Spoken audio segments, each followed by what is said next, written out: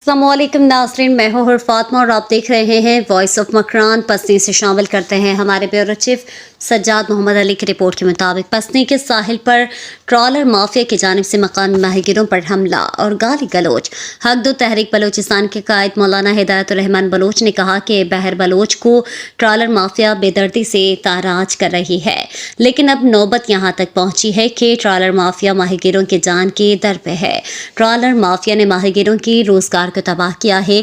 अब माहिगिरों की जान और अमलाक भी ट्रॉलर माफिया से महफूज नहीं।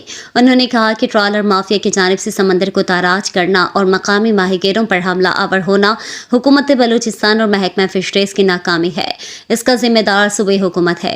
हुकूमत की सहूलतकारी के सबब ट्रॉलर माफिया इतना दिलेर बन गया है कि वो माश तबाह करने के साथ साथ मकामी माहिगिरों पर हमलावर हो गया है। उन्होंने मजीद कहा कि पसनी के मकामी माहिगीर अपने आप को तनहा मत समझे। हक दो तहरीक बलूचिस्तान हमेशा इनके साथ है और हुकूमत बलूचिस्तान पसनी के माहिगीरों पर हमला आवर ट्रॉलर माफिया के खिलाफ फौरी कार्रवाई करे।